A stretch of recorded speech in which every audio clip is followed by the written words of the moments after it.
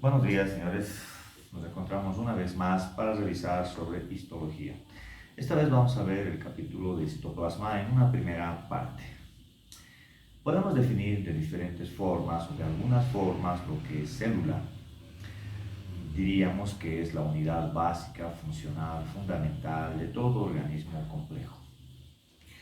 Aproximadamente se considera que tenemos en nuestro organismo unas 200 variedades de células diferentes, ¿no? Aparentemente muy diferentes. Por ejemplo, una neurona que se puede encontrar en el cerebro, por ejemplo, y una célula de Leydig de los testículos. Aparte que se encuentran a distancias bastante considerables estas dos células. Otro ejemplo puede ser una célula folicular de la tiroides y por otro lado tendríamos una célula de recubrimiento de los ovarios.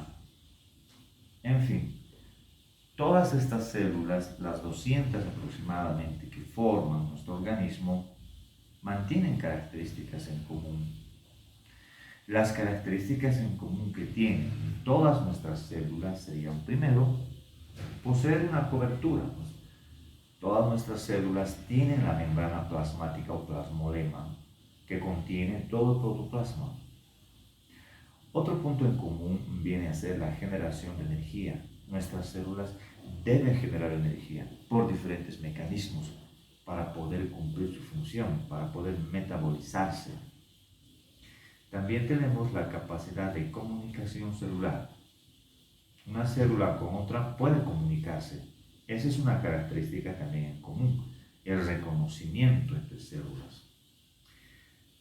También se tiene lo que sería la producción de macromoléculas. Se generan macromoléculas. Macromoléculas que pueden ser utilizadas por las propias células o pueden ser utilizadas afuera por otra célula, ¿no? Es decir, que una célula genera algo que puede ser secretado para su provecho en otro lugar, o eso que está producido, generado, puede ser utilizado por la propia célula. Y por último, hablamos de los orgánulos, esas estructuras altamente organizadas que también están presentes en nuestras células. Eso vamos a observar más adelante. También debemos saber que las células se relacionan entre sí para formar estructuras más grandes como son los tejidos, ¿no? Tejidos tenemos varios. Hablamos o citamos los 4 tejidos primarios, como son el tejido epitelial, el tejido conectivo, el tejido muscular y el tejido nervioso. De la misma manera, como se han estado formando los tejidos, se van a formar los órganos. Pero los órganos se van a formar ahora por la unión de tejidos, ¿no? Los tejidos se van a ir reagrupando y van a ir formando órganos. Pero también los órganos se van a reagrupar y van a formar estructuras todavía mayores como son los sistemas. Así estamos constituidos. Ahora vamos a ver los conceptos básicos sobre célula. No importa qué tipo de célula sea, cuál fuese, nosotros tenemos denominaciones que se tienen. 1. Protoplasma, que es un sinónimo de célula. Está comprendido entre todo lo que está dentro de esta cobertura que es la membrana celular. Esta es nuestra membrana.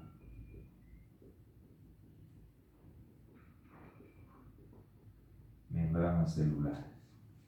Acá dentro estaría el protoplasma, de un extremo a otro extremo, todo este espacio. Ese es el protoplasma de la célula.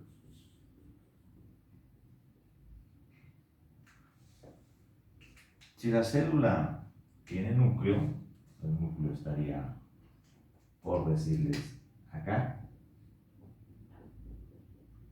Se va a formar otro compartimiento que va a ir desde la membrana nuclear hasta la membrana citoplasmática, a lo que llamamos como citoplasma.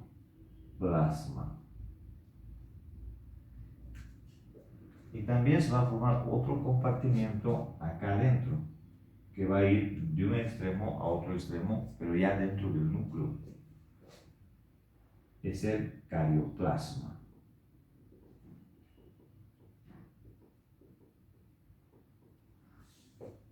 Y en este citoplasma nos vamos a encontrar con esas estructuras que les comenté hace poco, que son los orgánulos. Los órganos. Es de tipo endoplasmático, mitocondrias, etcétera, que se los va a realizar posteriormente. Y deben encontrarse, se encuentran en un medio líquido al que llamamos como citosol. El citosol, las organelas u orgánulos.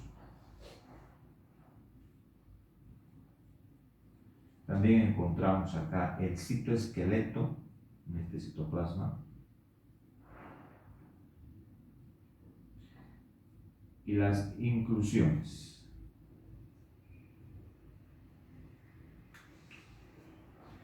Bien, serían nuestros conceptos básicos. Miren, la cobertura, que es la membrana celular, lo que está adentro, todo en sí es el protoplasma. El protoplasma es un sinónimo de célula. El protoplasma incluye citoplasma, si es que existe núcleo, lo incluye, caroplasma, incluye a los orgánulos, que son los que realizan la función de la célula, incluye el esqueleto de la célula, como lo dice acá, el citoesqueleto, y las inclusiones, ¿no? Que son productos del metabolismo de la propia célula, y el agua que está dentro de ella, que es el citosol. Vamos a revisar a los orgánulos, a estas estructuras que se encuentran en el citoplasma. Si nos encontraríamos con una célula anucleada, no todas las células poseen núcleo. Por ejemplo, el glóbulo rojo, el eritrocito, acá adentro podemos nosotros denominarlo tanto como protoplasma como citoplasma, ya que no posee núcleo, ¿no? Entonces es indiferente. Revisaremos a los orgánulos. Vamos a comenzar la revisión por la membrana plasmática o plasmolema. Recordando que estas estructuras son las que cumplen la función de la célula. Estructuras altamente organizadas y de función específica. Estas estructuras se las ha descubierto con microscopía óptica, la presencia de ellas en el citoplasma. Pero el estudio de su morfología, de su estructura, solamente es con microscopía electrónica para estudiar a cada una de estas estructuras. Bien, la membrana plasmática, que viene a ser la cobertura que envuelve a una célula, voy a hacer acá un pequeño esquema sobre alguna célula. Acá está el núcleo. La membrana plasmática es esta cobertura. Todo esto. Vamos a conocer las funciones o las propiedades que tiene la membrana plasmática, también llamada como plasmolema, ¿no? Plasmolema.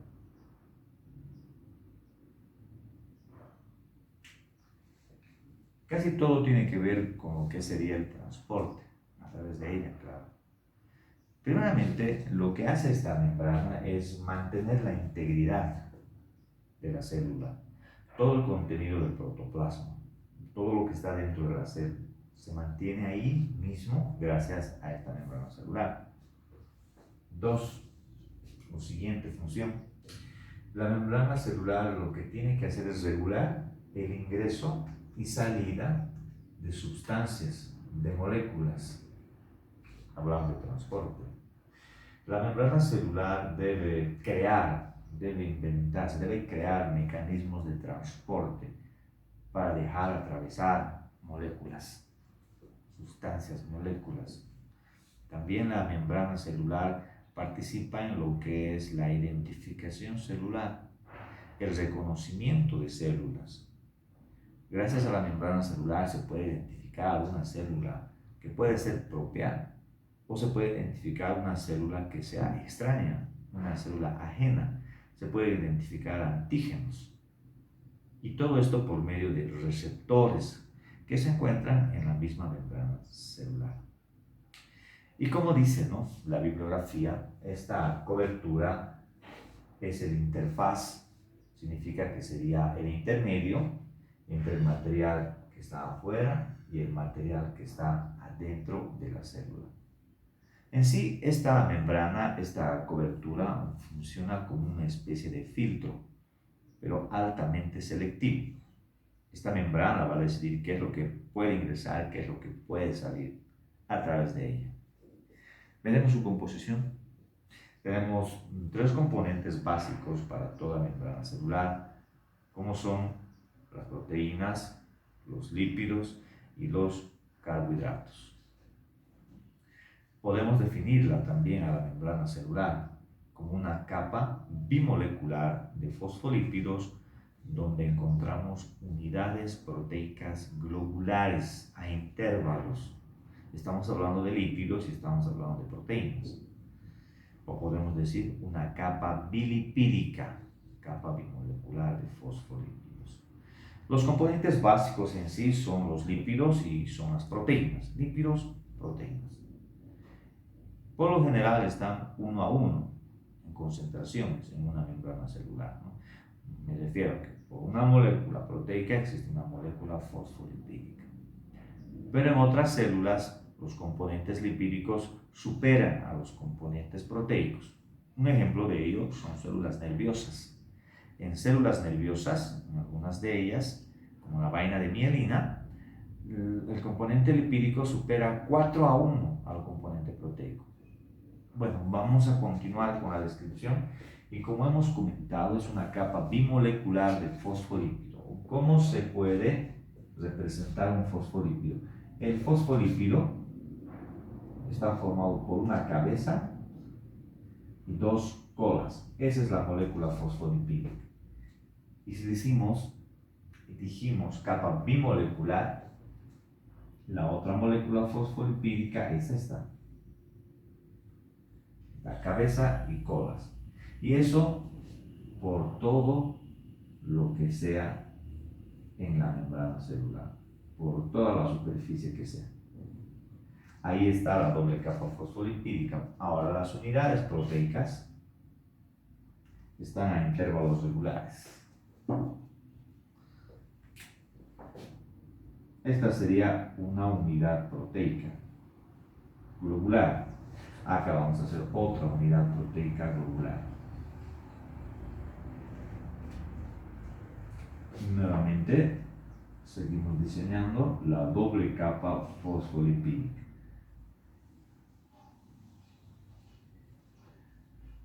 Una cabeza y dos colas. Así tiene que ser representada la molécula fosfolipídica.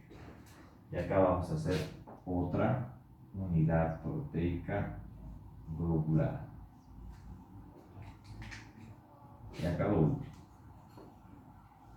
Para completar y poder explicar algunos mecanismos de transporte en los que participa la membrana celular. Recordamos, tenemos lípidos, tenemos proteínas y nos faltarían los carbohidratos. ¿Dónde se ubican los carbohidratos? Los carbohidratos se localizan en la superficie externa de la membrana celular. Acá tenemos el espacio extra y acá el intracelular. Acá estaría. Los carbohidratos, hidratos de carbono, van formando enlaces covalentes, ya sea con las proteínas, como está acá, o puede ser con los fosfolípidos. La molécula ya con el enlace se llamaría glucoproteína o glucolípido. Es una cubierta que se encuentra alrededor de nuestras células.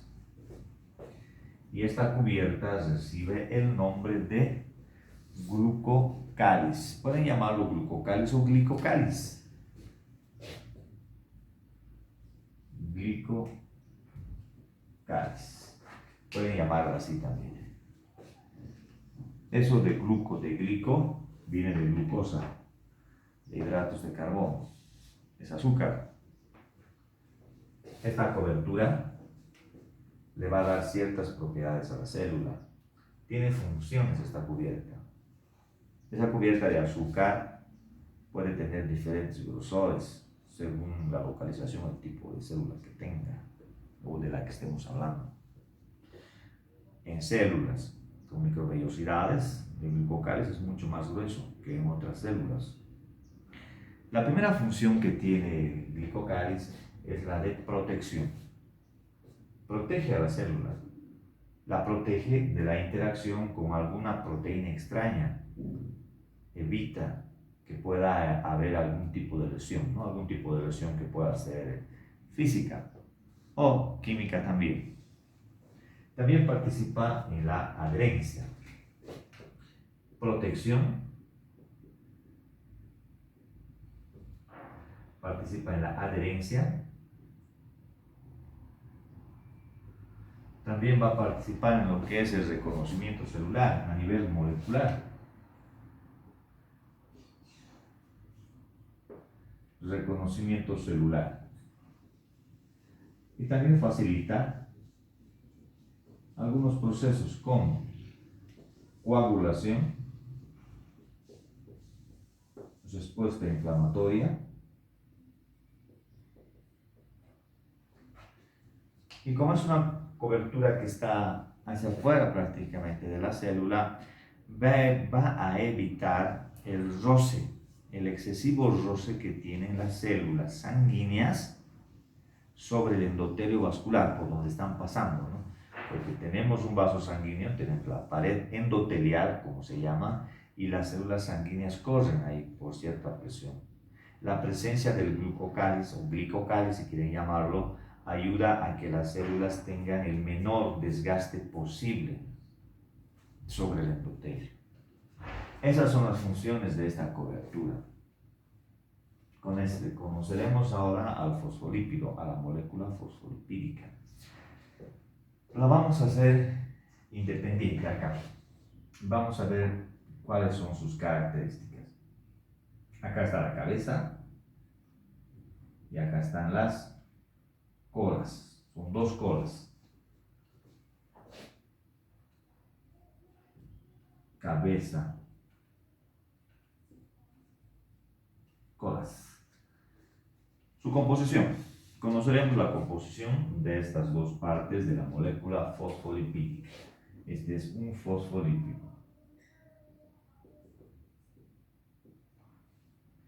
La cabeza está constituida por glicerol.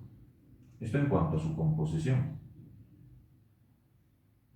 Glicerol. También tiene grupos nitrogenados y grupos fosfato. El glicerol es un alcohol. Es un alcohol que es producto del metabolismo de las grasas. El glicerol está unido a los grupos nitrogenados por un grupo fosfato. Y las colas están constituidas por grasas que pueden ser saturadas o insaturadas.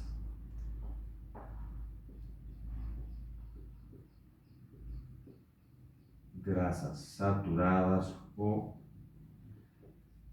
insaturadas. Vamos a conocer cuáles son las propiedades que tiene la cabeza y cuáles son las propiedades que tienen las colas, considerando, ¿no?, su composición que tenemos acá. El nombre de fosfolípido es por el grupo fosfato y por la cantidad de lípidos que tenemos en las colas, ¿no? Puede ser colesterol, por ejemplo. Veremos sus propiedades. Primeramente, la cabeza. Y nosotros observamos el gráfico que tenemos acá. Las cabezas se encuentran en los extremos de la membrana celular. Diríamos que están en los polos de la membrana. Por eso la cabeza constituye el extremo polar de la membrana celular, porque está en cada polo. La cabeza corresponde al extremo hidrófilo, pueden llamar hidrosoluble, o finalmente permeable.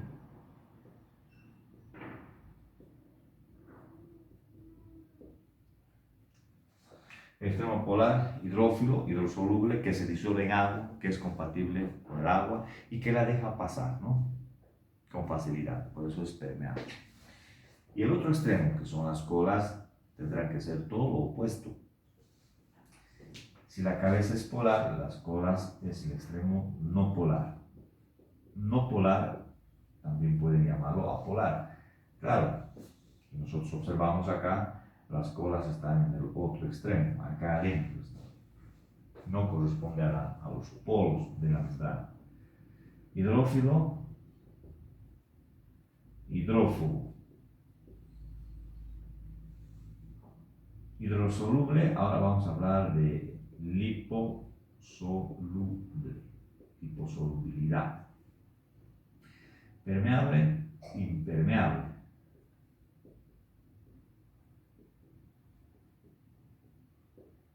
Esas son las características que tiene. Todo lo opuesto, ¿no? Acá hidrófobo, que no es compatible con el agua, que repele el agua, liposoluble. Más bien acá significa que es soluble, que se puede disolver en lípidos. Este en agua, este más en lípidos.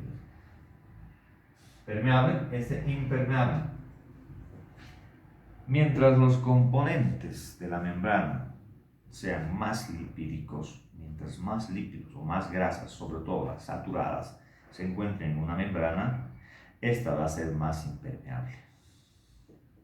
Ahora vamos a ver cómo estas características influyen en el transporte a través de la membrana celular. Vamos a ver cómo algunas moléculas intentan atravesar la membrana, ya sea a través de los fosfolípidos o ya sea a través de las proteínas. Vamos a tener dos ejemplos acá de dos moléculas. Una, la otra. Esta primera molécula que tenemos acá va a ser una molécula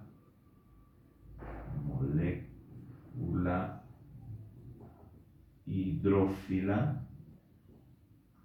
Y acá tenemos una molécula hidrófoba.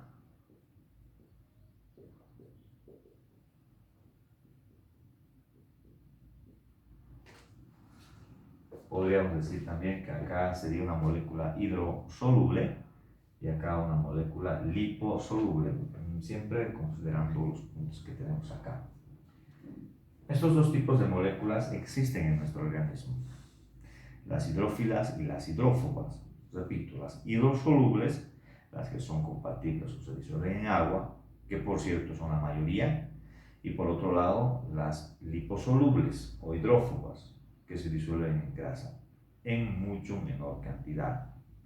Entonces la mayor parte de nuestras moléculas son hidrófilas. Su composición puede ser en base a proteínas, péptidos, ¿no? Aminoácidos. Y para este otro tipo de moléculas la composición puede ser en base a lípidos, ¿no? Lipídicas. La molécula hidrófila va a intentar atravesar, llegar a la membrana celular, y lo primero que va a hacer la molécula es encontrarse con las cabezas de la molécula fosfolipídica. Acá está la molécula fosfolipídica, ahí está la cabeza. Vemos sus características: polar, hidrófilo, hidrosoluble, permeable. Hidrófilo.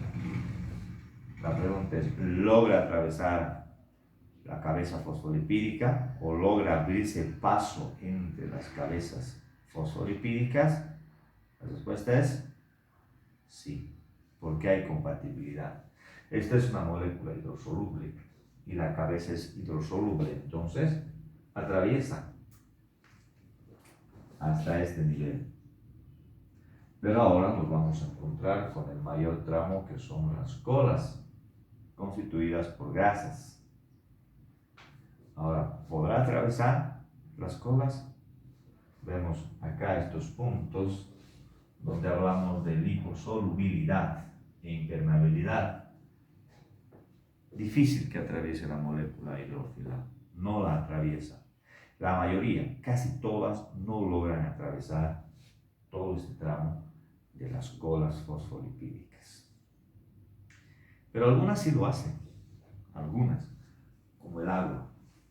El agua puede atravesarla. Atraviesa, ayudado por su gradiente de concentración. Me refiero a favor del gradiente de concentración. Cuando hablo de eso me refiero a que va a ir de un lugar donde hay mayor concentración a un lugar donde hay menor concentración.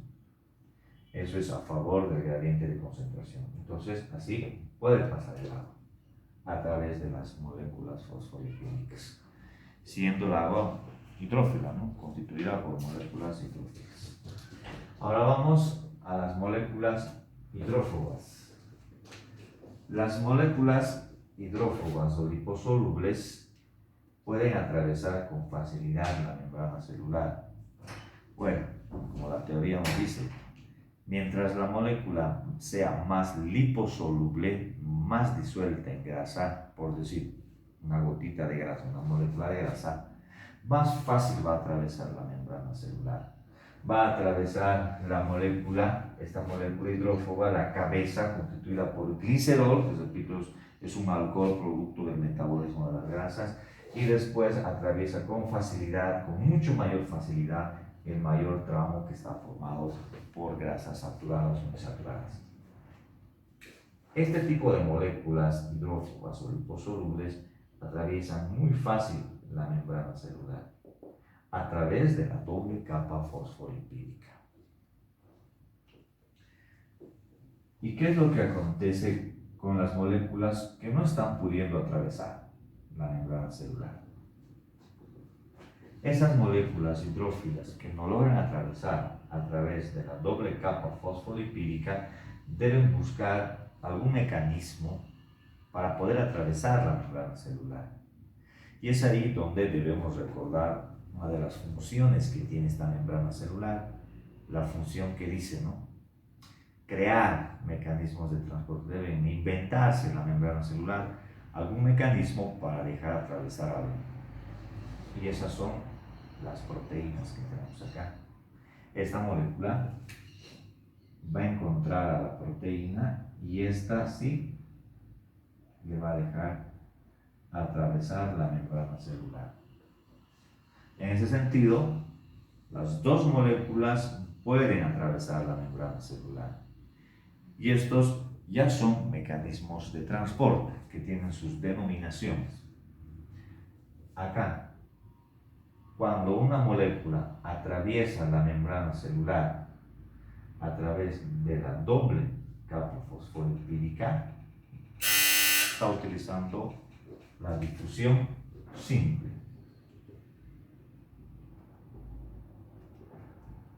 Difusión simple. Y cuando la molécula atraviesa la membrana celular utilizando una proteína, el nombre es difusión facilitada. Esta es la difusión facilitada. Son dos formas en las que atraviesan la membrana de las moléculas. O lo hacen a través de las grasas o lo hacen a través de las proteínas. Ninguna de las dos formas de transporte utiliza energía y ninguno de los dos casos está utilizando ATP, no se está gastando ATP. Por eso forman las dos difusiones parte del transporte pasivo. Este es transporte pasivo como difusión facilitada o como difusión simple. Como dijimos, la característica de este mecanismo de transporte es que no se gasta energía, sin gasto de energía. Vamos a colocar ATP, adenosíntrifosfato, que es la fuente de energía más común que utilizan las células. No se está gastando energía en ninguno de los dos procedimientos. Transporte pasivo diferente al transporte activo, que lo vamos a ver en un momento más adelante, donde sí se gasta energía, ATP. Hemos revisado los carbohidratos, hemos revisado acá los lípidos. Y ahora nos queda revisar a las proteínas. A estas proteínas las vamos a llamar proteínas integrales, porque forman parte de la estructura de la membrana celular. Les podemos llamar también proteínas transmembranales, porque llegan a ocupar todo el espesor de la membrana celular. Las proteínas existen en dos variedades. Podemos encontrarlas como proteínas transportadoras. Esta puede ser una proteína transportadora. Proteína de transporte. Y por otro lado tenemos los canales proteicos o proteínas de canal. Vamos a colocar un canal proteínico o canal proteico. Los canales proteicos o proteínas de canal son los que tienen un canal en su interior. Aquí encontramos un conducto, un canal que comunica los dos extremos de la proteína. En este caso, la proteína transportadora no tiene el canal. La molécula se abre paso por la misma proteína. Y tenemos las dos variedades de proteínas transmembranales. La que no tiene canal y la que sí tiene canal. Las dos variedades de proteínas son utilizadas por la difusión facilitada. Por eso se llama facilitada, porque el paso es facilitado por una proteína, que puede ser con canal, puede ser una proteína transportadora, que no va a tener un canal.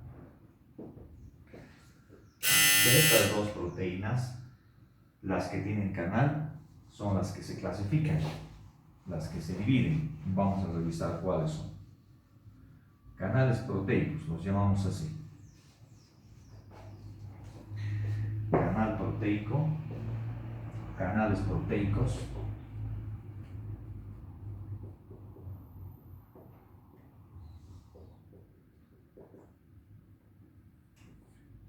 Existe una variedad de canal proteico, como este, que no tiene compuerta, que siempre va a estar abierta. Y también tenemos un canal proteico como este, que sí tiene compuerta. Una compuerta que por supuesto se puede abrir o se puede cerrar la compuerta. Y eso depende de lo que va a atravesar la proteína. Por eso los canales proteicos se van a clasificar en canales proteicos dependientes y también los canales proteicos independientes.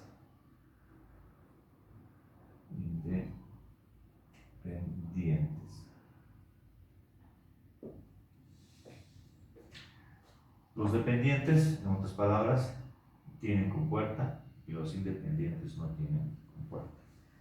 Este es un canal proteico independiente, sin compuerta. Y este es un canal proteico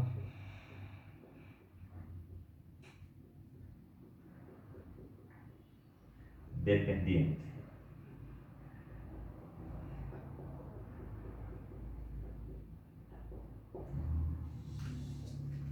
En otras palabras, estamos hablando de canales proteicos con compuerta, canales proteicos sin compuerta. Revisamos los canales proteicos dependientes que poseen compuerta. Con compuerta.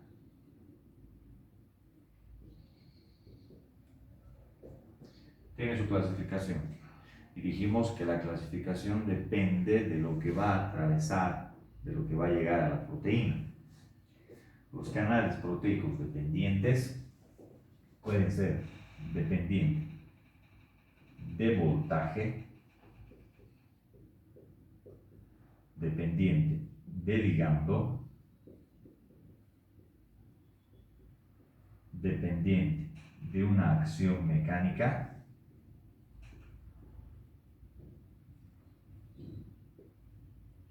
o dependientes de proteínas G.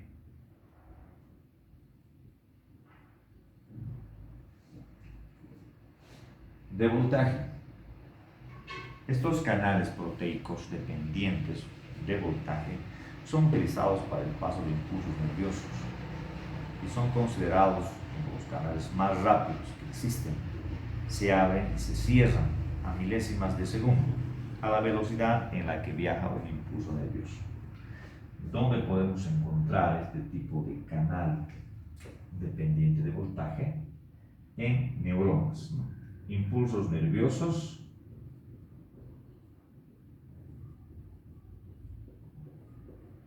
neuronas.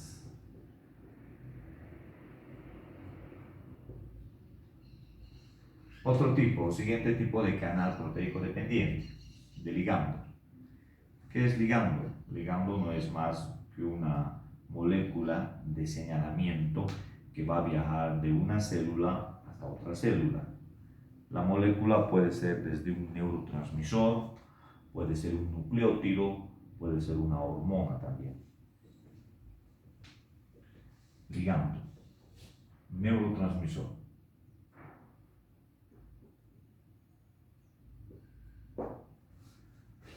Puede ser también un nucleótido.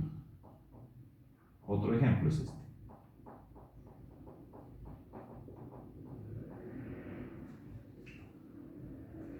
Este tipo de proteína dependiente, canal proteico dependiente, se abre y se cierra más lento que los canales de voltaje.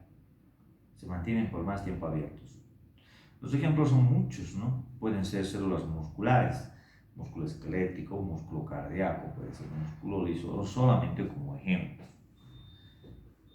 También tenemos otros tipos de canal, obviamente en cantidad mucho más reducida. Tenemos los canales mecánicos, los que necesitan de una acción física, de una acción mecánica.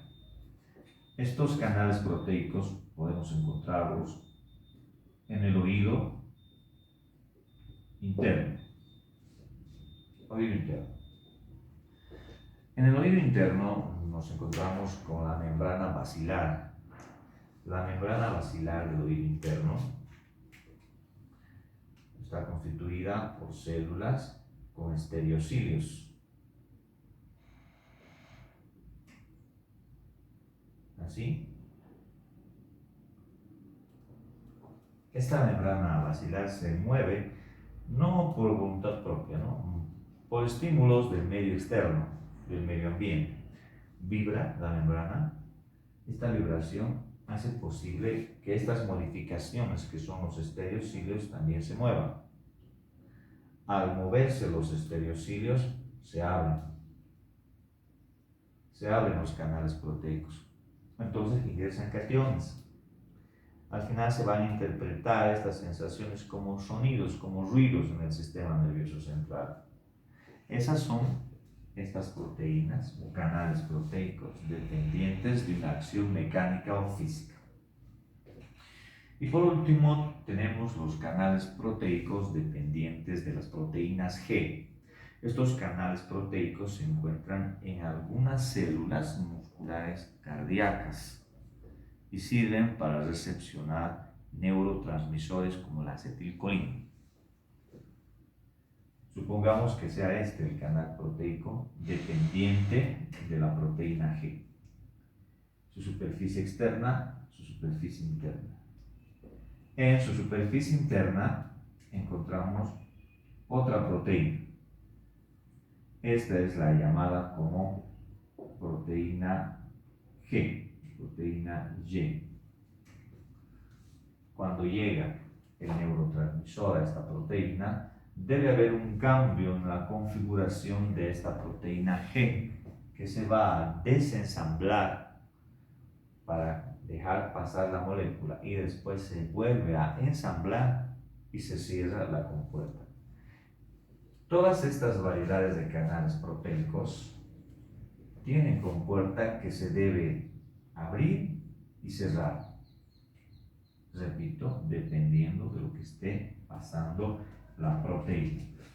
Acá hablamos de músculo cardíaco. En células musculares cardíacas podríamos encontrar a los receptores de proteína C. Y por otro lado tenemos los canales proteicos independientes. Estos canales no poseen compuerta. Este es un ejemplo de un canal proteico dependiente, ¿no?, que tiene compuerta. Estos otros son independientes. Miren, sus extremos están abiertos. La molécula puede pasar. En este caso, estos independientes son los sin compuerta. Sin compuerta. Entre estos tenemos las acuaporinas y los canales de escape de potasio. Canales de escape de potasio. Las acuaporinas. Podría ser esta una acuaporina, ¿no?, porque es un canal independiente, sin compuerta. Las acuaporinas, que existen en dos variedades: acuaporinas de agua y las acuaporinas del glicerol. No tenemos clasificación de los canales de escape de potasio, ¿no?, pero esto será para que el potasio pueda salir de la célula, seguramente para tratar de equilibrar las concentraciones, regular las concentraciones de este potasio, ¿no?, fuera y dentro de la célula. A las acuaporinas siempre se las ha relacionado por el paso de agua. Las acuaporinas están en relación con esto, sirven para el paso de agua. Y algunas células poseen más acuaporinas que otras células. Puede ser células que representen o que forman parte de algún órgano cuya función está relacionada con esto del agua. Por ejemplo, los riñones. En células de los riñones, de los túbulos uriníferos, podemos encontrar gran cantidad de acuaporinas, ya que los riñones trabajan con lo que es el ultrafiltrado del plasma sanguíneo, y el plasma está constituido por un 90% de agua, ¿no? Ahí es donde podemos encontrar gran cantidad de estos canales independientes, sin compuerta. Estamos revisando la clasificación de los canales proteicos que son utilizados por la difusión facilitada. La difusión facilitada está utilizando tanto los canales proteicos, están acá, estos, como también las proteínas transportadoras son utilizadas. Los dos tipos de proteínas para el transporte pasivo. Revisaremos el transporte activo. Vamos a seguir utilizando acá este gráfico, solamente vamos a ir borrando la información que se tiene ahí alrededor, ¿no? Vamos a ver, aquí podemos borrar esta parte, también esta parte.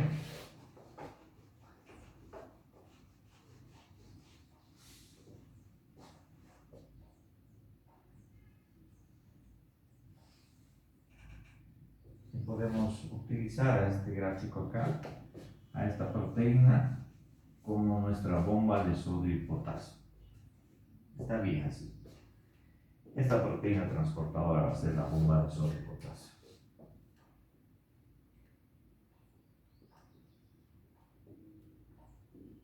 Bomba de sodio y potasio. Ya estamos hablando de lo que es el transporte activo primario, este es el pasivo.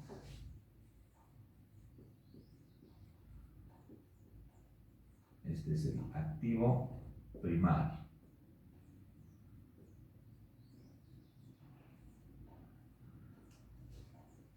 El transporte activo primario utiliza solo proteínas transportadoras y, a diferencia del pasivo, que no gasta ATP, acá sí se gasta ATP, se gasta energía.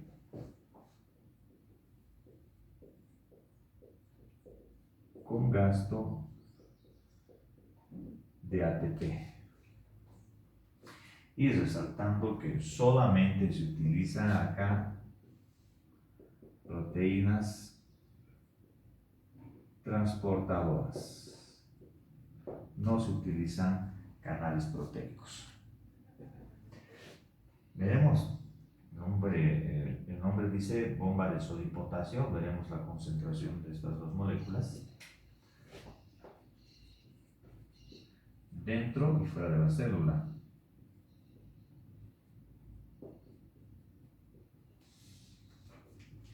Ya representamos aquí una célula cualquiera.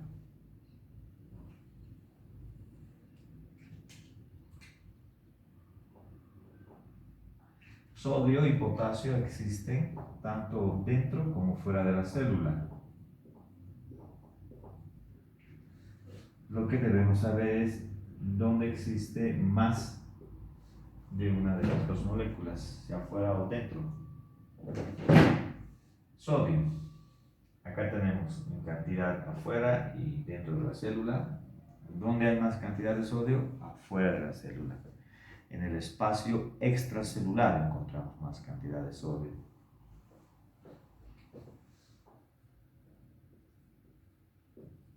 Potasio también hay. Pero la mayor cantidad de potasio está acá dentro de la célula. Acá también hay sodio. Entonces vean, la concentración es así. Sodio más afuera, potasio más hacia adentro. Y claro, podemos también representar esta bomba de sodio y potasio de esta manera. Esta va a ser nuestra membrana celular. Acá está el sodio y acá está el potasio.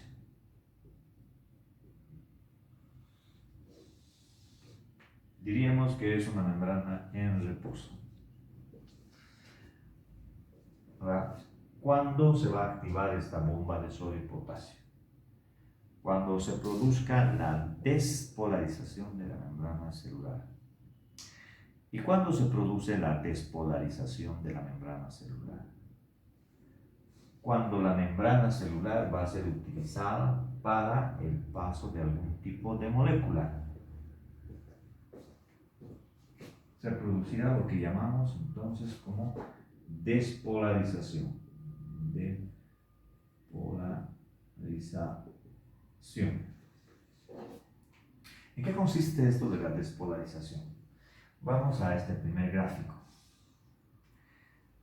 Cuando la membrana va a ser utilizada para el paso de diferentes tipos de moléculas, podrían ser neurotransmisores, incluso puede ser un impulso nervioso, va a ser utilizado un canal de sodio. Se van a utilizar canales de sodio para que pueda pasar la molécula a través de la membrana celular. Al utilizarse los canales de sodio, se está utilizando el agua, ya que el medio del sodio es el agua. A mayor cantidad de sodio, mayor cantidad de agua. En otras palabras, estoy diciendo de que está ingresando agua junto con el sodio. Claro, junto con el sodio está entrando agua dentro de la célula. Y va ingresando, va ingresando. Ingresa. Y el potasio va a tener que ser expulsado por los canales de escape de potasio. Sale el potasio. El sodio está ingresando aquí. Y ahora va a haber mayor cantidad de sodio dentro de la célula. Y al contrario, mayor cantidad de potasio fuera de la célula. Se ha invertido, ¿no es así, la polaridad? Ahora el potasio está mayor concentración afuera y el sodio en mayor concentración dentro de la célula. A eso llamamos como despolarización de la membrana celular. ¿Y qué es lo que puede provocar esta despolarización?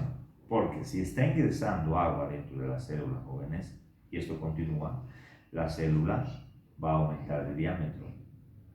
ya habrá un momento en el que puede estallar, va a estallar la célula y moriría la célula. Se produciría una lisis osmótica, tumefacción celular. Es ahí donde la bomba de sodio y potasio actúa. Es que no habría un mecanismo de disminuir la presión osmótica, de mantener la presión osmótica interna dentro de la célula. Por eso estallaría la célula. Y eso debe evitarse por la activación de esta proteína transportadora, la bomba de sodio y potasio. Su trabajo de esta bomba es equilibrar las concentraciones, ¿no? Mantener las concentraciones de sodio y potasio dentro y fuera de la célula estables, como estaba en un inicio acá. Su trabajo es repolarizar la membrana celular. Una vez que se ha despolarizado, su trabajo también va a ser de disminuir la presión osmótica interna para que la célula no muera. Esta proteína tiene acá en su cara citoplasmática 3 sitios para el sodio y en su cara externa, extracelular, 2 sitios para el potasio. ¿Qué me indica esto?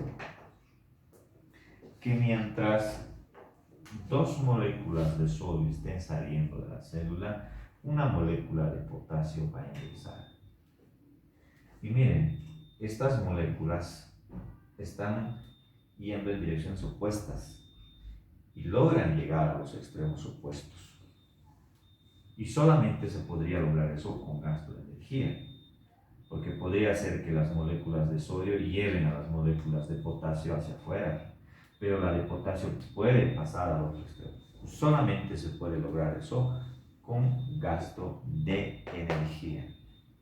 Están saliendo aquí 3 sodios, están ingresando 2 potasios. Al realizar esto, se está manteniendo estable la concentración de sodio como era, ¿no? Se está expulsando ese excedente de sodio y se está trayendo la cantidad de potasio que se ha escapado. Estaríamos hablando entonces de lo que sería la repolarización de la membrana celular, donde va a volver a su estado inicial, mayor cantidad de sodio y aquí mayor cantidad de potasio. ¿Ha vuelto a estar como inicialmente estaba? Claro que sí. Ese es el trabajo de la bomba de sodio y de potasio. Ese es el transporte activo primario. Ya saben sus funciones. ¿Cuáles son? Podemos volver a repetirlas, ¿no? 1. Repolarizar la membrana. Incluso se puede dar como respuesta de la función de la bomba con una sola palabra: repolarización. La repolarización se va a suceder, va a acontecer, claro, una vez que se ha despolarizado. Y si no se repolariza, no hay disminución de la presión osmótica interna, que es lo que hace también la bomba de sodio y potasio. Habría muerte celular, impide la bomba de sodio y potasio que acontezca esto. Es un mecanismo de supervivencia celular la bomba de sodio y potasio. Si no hay bomba de sodio y potasio, la célula muere, ¿no? Estalla la célula. Ese es el transporte activo primario. Estamos utilizando proteínas transportadoras, no estamos utilizando nosotros canales proteicos. A través de las proteínas también podemos decir como transporte simple, cuando una sola molécula atraviesa la membrana, podemos decir transporte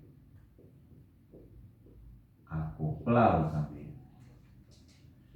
El transporte simple también se llama uniporte. También tenemos esta clasificación de formas de transporte, mecanismos de transporte. Llamamos como transporte simple o uniporte cuando una sola molécula, como en este caso, atraviesa la membrana celular. Y llamamos como transporte acoplado o cotransporte también se ha llamado cuando más de una molécula atraviesan la membrana celular. Esto ya es acoplado, varias moléculas están atravesando la membrana. Este transporte acoplado o cotransporte se va a dividir en dos.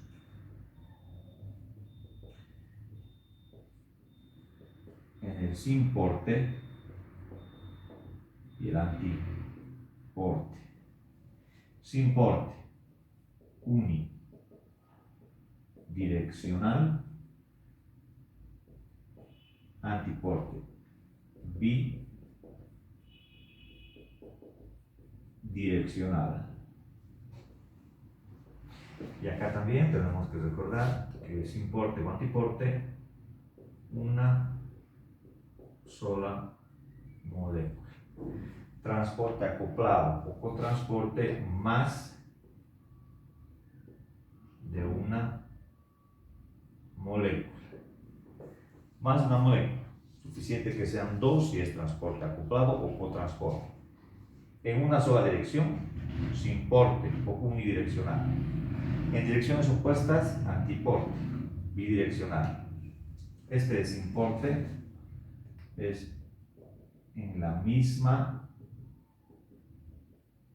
dirección y el antiporte es en direcciones opuestas. ¿Cómo podemos entonces nosotros categorizar a nuestra bomba de sodio y potasio utilizando todos estos mecanismos de transporte? La bomba de sodio y potasio es un transporte activo primario, antiporte